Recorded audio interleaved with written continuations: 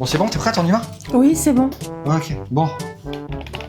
T'es sage, on revient tout de suite après le film, ok, hein? Ok, à toutes. Allez, bonne soirée.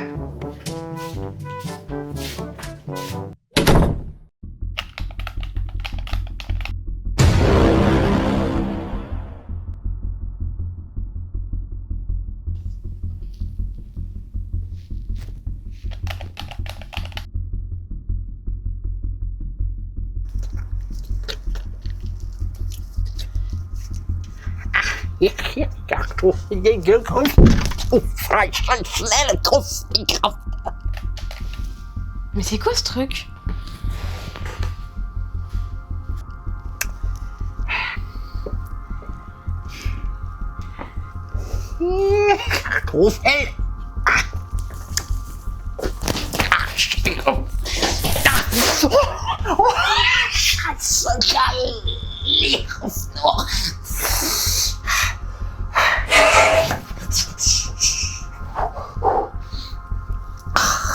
Ik een frog.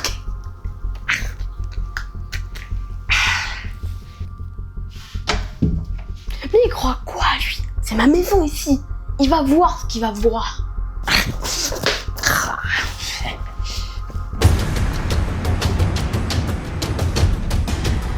Scheiße Kopf.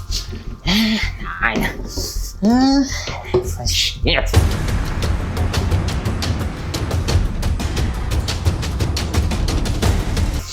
Hallo?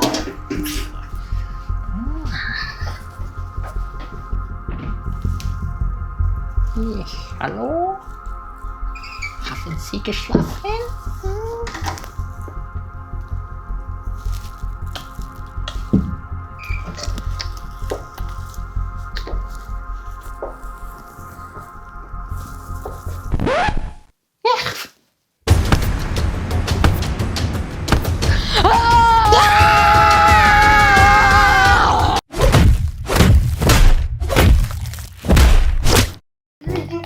C'est bon, on est rentré. Alors ça s'est bien passé? Ouais, ça a été rien de spécial. Happy birthday, Christmas.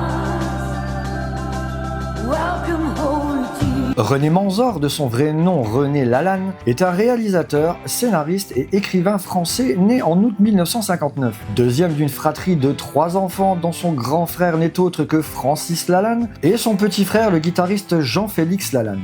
Il choisira de prendre le nom de Manzor comme nom d'artiste car c'était le nom de jeune fille de sa mère et qu'il sonnait comme un nom de prestidigitateur. Voulant raconter des histoires depuis l'adolescence mais ne trouvant aucun professeur d'écriture, il se dirigera vers le dessin. Obtiendra son bac mais fera ensuite des études de médecine pour faire plaisir à ses parents. Et c'est en fréquentant les beaux-arts en face de sa fac de médecine qu'il comprend très vite que pour pouvoir raconter ses histoires à travers ses dessins, il fallait qu'il trouve un moyen de leur donner vie. Et c'est ainsi qu'en 1981, il réalisera Synapse, un court-métrage animé qui remporte le Grand Prix au Festival international du jeune cinéma de Hyères, puis ensuite le suite de Frankenstein, sorti en 1983, et enfin Le sang ou le testament d'un vieux fou, sorti en 1984, et dont les séquences animées seront utilisées dans son premier long métrage intitulé Le Passage, sorti en 1986, un mélo fantastique dans lequel Alain Delon, également producteur, joue un réalisateur de films d'animation qui affronte la mort pour sauver son fils de ses griffes. Malgré de mauvaises critiques, le film sera un succès avec plus de 2 millions d'entrées, notamment aidé par le fait que Delon était encore un peu bankable à l'époque. Et aussi surtout grâce à la bande originale dont le titre On se retrouvera sera écrit et chanté par le frère de son réalisateur et également producteur du film, Francis Lalanne.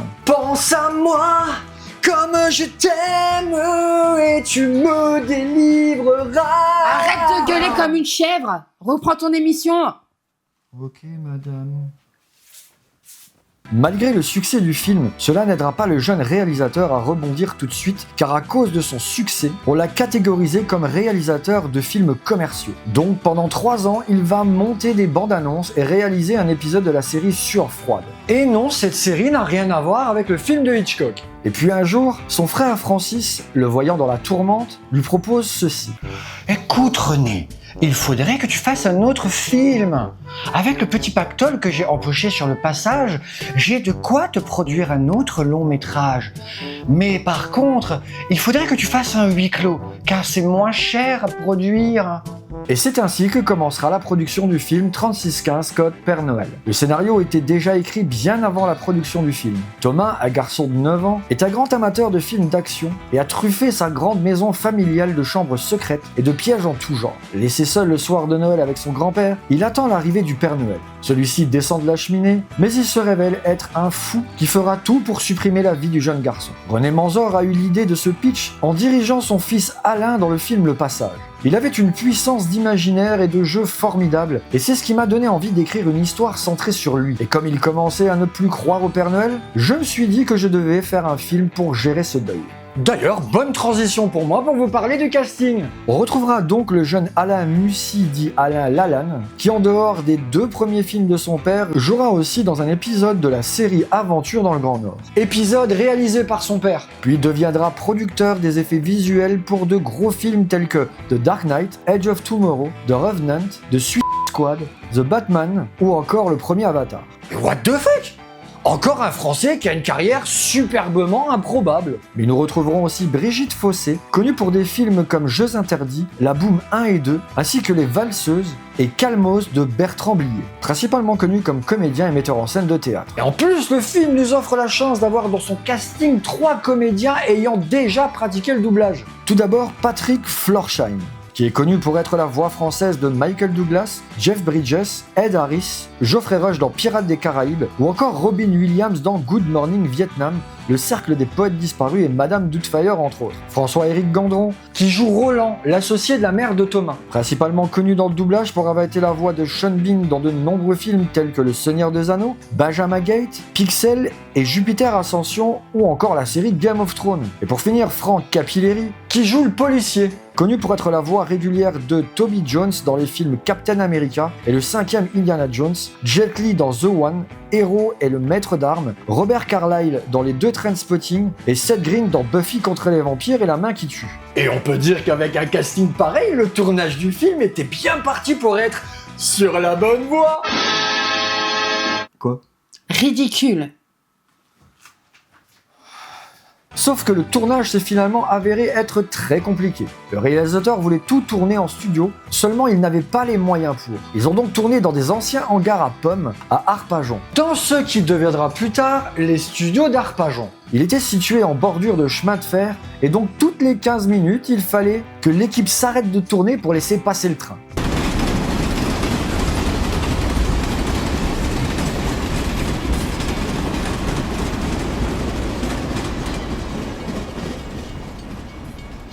C'est bon, on a 15 minutes pour tourner la fin du climax, alors tout le monde sur le plateau, on se dépêche, moteur, caméra, action!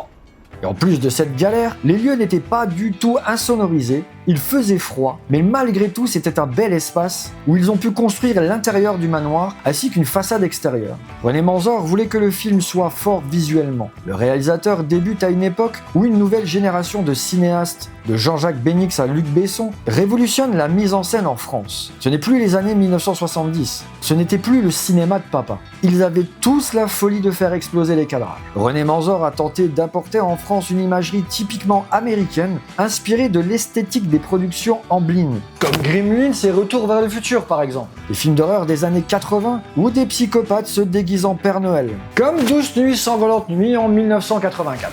En passant aussi par des références de films d'action de cette époque, notamment la tenue de Thomas, qui est un croisement entre Rambo et Commando. Ainsi que le thème du début du film qui est à la limite du plagiat de Eye of a Tiger du groupe Survivor pour Rocky 3. Le scénario a des allures de conte, comme on pourrait en retrouver dans les contes des frères Grimm, et qui s'appuie sur les peurs enfantines. D'ailleurs, René Manzor dira à ce sujet, on oublie souvent que dans les contes de fées, il y a des passages épouvantables. C'est formateur. C'est justement pour que les enfants puissent apprendre que le monde n'est pas tout rose. J'ai voulu retourner à l'essence du conte sans essayer de disneyifier le propos avec des moments tragiques et horrifiques parfois. Et une phrase va à elle seule résumer le propos du conte dans le film. Mais tu sais, il faut pas chercher à voir le Père Noël. Sinon, il se met en colère et il se transforme en ogre. Un arbre? Cette phrase va hanter le petit garçon pendant toute la durée du film, parce qu'il va penser que c'est de sa faute si le Père Noël est en train de devenir dingue. C'est complètement fou. Sans mauvais jeu de mots, hein. Eh ben, tu viens d'en faire un. Bah tiens d'ailleurs, bonne transition pour la suite.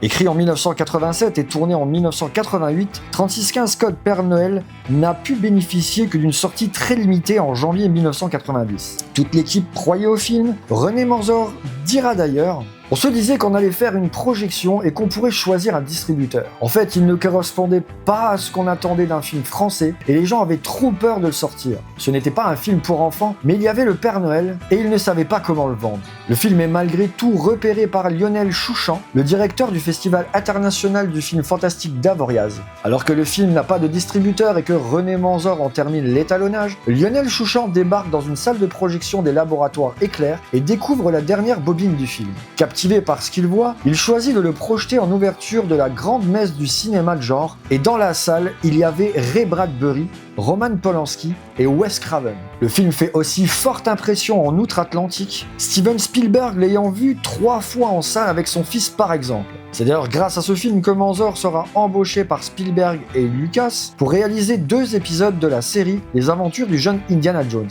Mais un autre événement inattendu va permettre au cinéaste d'aller tourner aux États-Unis. Présenté au Festival de Cannes en mai 1989 pour trouver un distributeur, il est repéré par un certain John Hughes, alors en vacances dans le sud de la France. Le maître du teen movie en retient l'idée, celle d'un enfant seul dans une grande maison qui pose des pièges contre une menace extérieure. Cela donnera Maman j'ai raté l'avion, sorti en novembre 1990. Et Manzor dira à ce sujet: ma carrière aux États-Unis a démarré suite à ce plagiat. Les exécutifs du studio ont vu les dates des copyrights et les ont compris. Privé de réelles sorties en salle, 3615 Code Père Noël est devenu culte lors de son exploitation VHS. Le film a alors beaucoup tourné avant de disparaître totalement pendant une vingtaine d'années. Invisible à la télévision, il sort en DVD pirate en Allemagne et en Espagne. Même à l'étranger, le film était assez connu parce que c'était le précurseur de Maman j'ai raté l'avion. Petit à petit, c'est devenu un peu le film invisible que tout le monde voulait voir et revoir. Stéphane Bouillet, patron de l'édition du Chaque Film, s'exprimant sur le sujet. L'idée d'une restauration est née de là. C'est un ami italien qui aimait bien le film. Il en a parlé à des amis allemands qui aimaient bien le film aussi. Ces derniers m'ont contacté et on l'a fait avec eux. On a contacté René Manzor et TF1 qui avaient les droits, et c'est René Manzor qui a appuyé pour faire une belle édition avec un commentaire audio et beaucoup de bonus dont le making-of. Et c'est ainsi qu'on a eu l'édition du Chaque Film en DVD Blu-ray qui est sortie en décembre 2017. Mais après ça, il devient quoi René Manzor? Par la suite, en dehors des épisodes du jeune Indiana Jones, René Manzor réalisera quelques épisodes de séries comme Highlander, son spin-off de Raven et Aventure dans le Grand Nord. Il sera script doctor sur des projets comme Highlander 3, réalisera 2 autres films par la suite, d'abord Un amour de sorcière en 1997, une comédie fantastique avec Vanessa Paradis et Jean Reno, puis Dédale en 2003, un thriller policier avec Lambert Wilson et Sylvie Testud. Il sera aussi scénariste sur le film Monsieur N d'Antoine Decaune.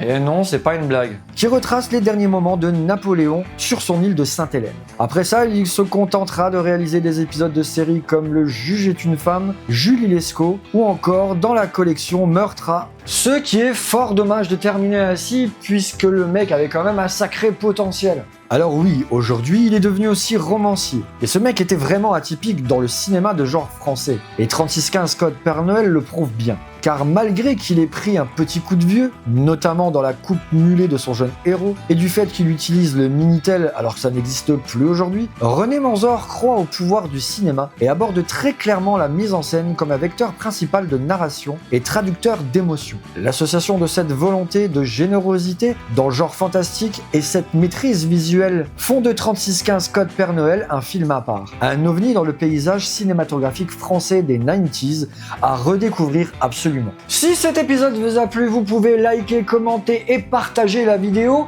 Vous pouvez aussi vous abonner, c'est super important pour le référencement. Et si vous voulez soutenir financièrement la chaîne, vous avez le bouton rejoindre ou le Tipeee. Et moi je vous dis ciao!